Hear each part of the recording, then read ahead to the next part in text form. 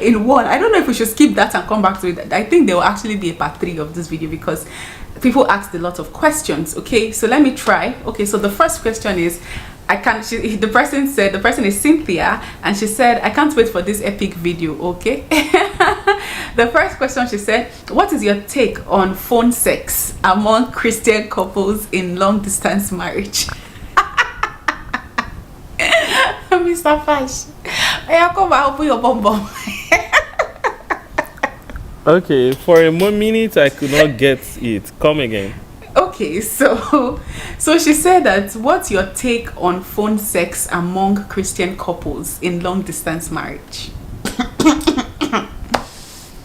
Yeah, now. Okay, I think there are, how do you call it? There's this phrase that I wanted to use.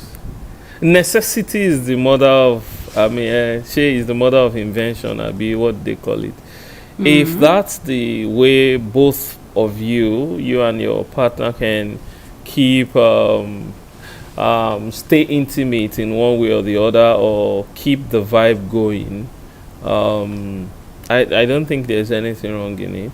I think if it becomes obsessive or something, maybe there is danger, but as long as it's what both of you are comfortable doing, and I think it's okay. I mean, you just have to keep the fire going, isn't it? You have to stay connected emotionally, psychologically, and if you can say it, erotically. So I think it's fine. Okay. Yeah. So that's what you're asking, if I want to open my bum bum. I didn't say anything. I don't know what you're talking about. Well, I think my husband has answered it in a very diplomatic way. I think it's I think everything he said is correct. I don't think there's anything wrong in it.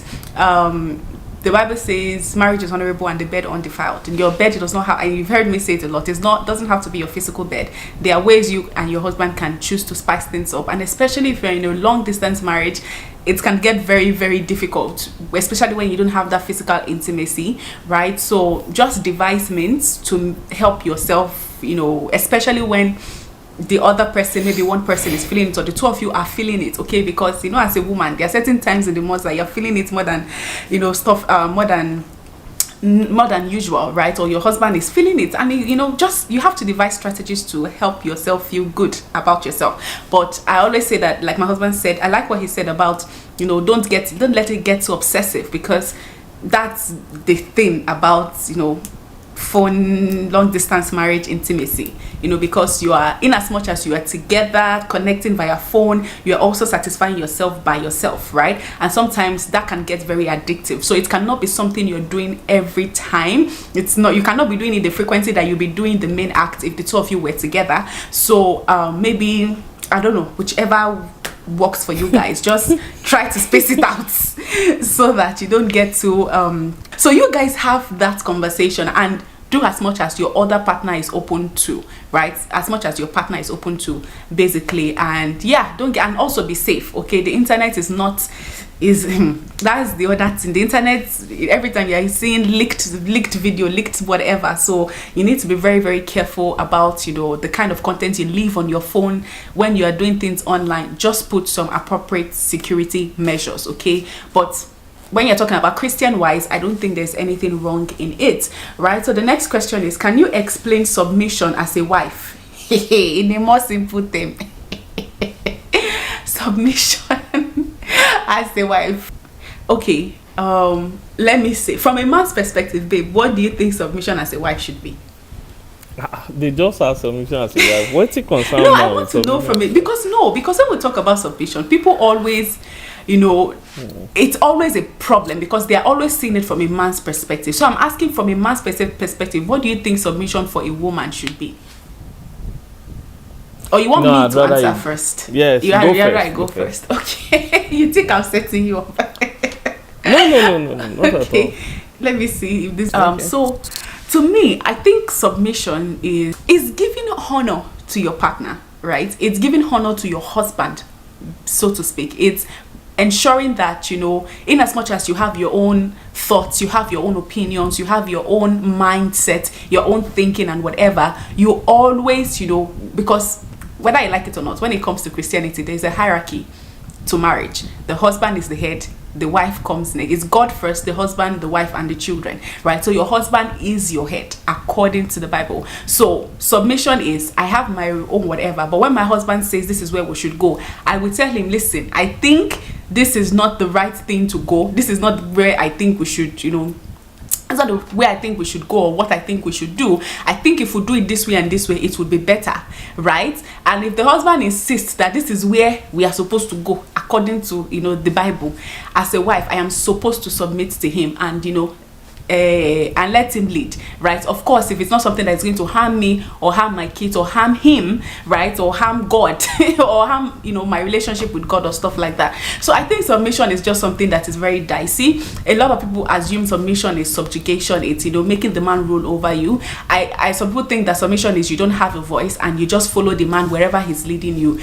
But I don't think that is it. I think everything depends on the person that you end up being married to, right? If you're married to someone who's, and that's why I like how Pastor Mildred always says that as a woman, you choose who you choose to submit to, right? The Bible didn't say submit to every man, it says submit to your own husband. So when your husband is saying that I think we should do this, right, and I might have a different opinion, I will not say because I have money or because I am a celebrity or because I can do it, then I decide to go and do my own and ignore him. No. When God says submit, God did not give a caveat, right, that, you know, if this and that. God just said, why submit to your husband? That's what I have to say, because at the end of the day, it is well. Mr. Husband, what do you think? What's funny? Hey. No, you just went on a spree. I did. Yeah, but okay. I think you've about captured everything. At least the crux of the matter. Mm-hmm. The truth is, submission is not within this context. If we want to do it biblically, it was not meant to be easy or simple or straightforward. Mm-hmm. It will test your resolve. It will test your. It will test a number of things. Say. It will test many things. So if, for instance, you have an idea of how things should go, but your husband is insistent for whatever reason that this is how it should go, it will take you understanding your place to, even while objecting, still not actively work against what he has said or directed that you guys should do. So like my wife said, sometimes you may have to employ the power of prayer to, you know, to get him to, you know, turn around, or, you know, the prayer might actually even help you to get more clarity or understanding. I don't know. But I just wanted to put it out there that when the directive from the Bible says, husband, love your wife, wife, submit to your husband, one is not... one does not qualify the other. So it's not like when you love me, that's when I'll submit to you, or when you submit to me is when I'll love you. No, you're supposed to do your own part. Mm-hmm. and you know, like that.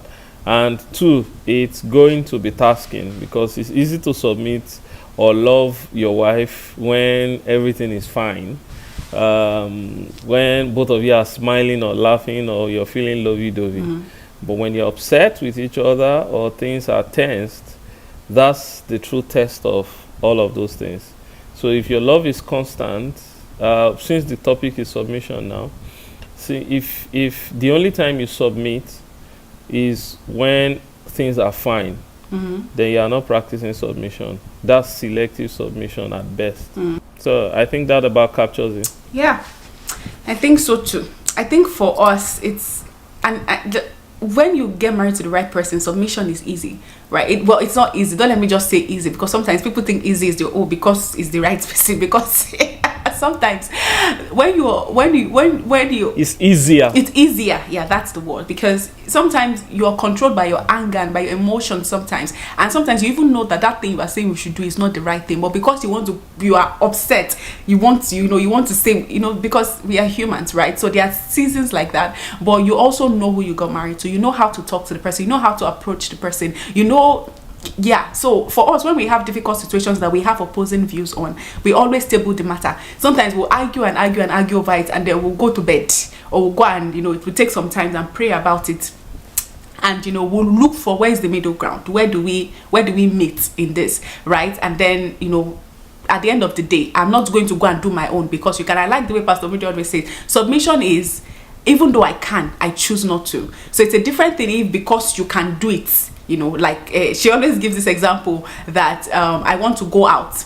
My husband said I shouldn't, and I have the money to go, and I choose not to go. It's different from when I choose not to go because I'm honoring him. It's different from when I don't have the money. I'm expecting him to give me the money, and he said I should not go. I now not go because I know that he's the one that will give me the money. You understand the balance between that? So submission is not that I don't have the will to do it. I have the will. I can do it, but I'm choosing to honor you as my head and not to do it, right? So when a man loves a woman, submission is easy. It's easy for her to submit. But whether love is not there or not, that's why you choose who you submit to.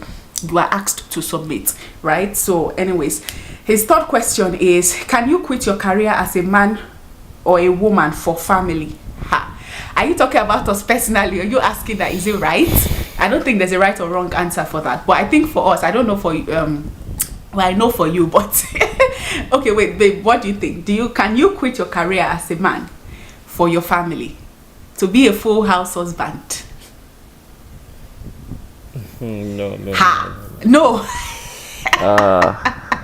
Yes, you don't want to be a full house husband. Reality, yes, go ahead. Reality and fiction are different. I know that in the Western community, it's a okay thing, but not really for us. When I say us, I mean Africans now.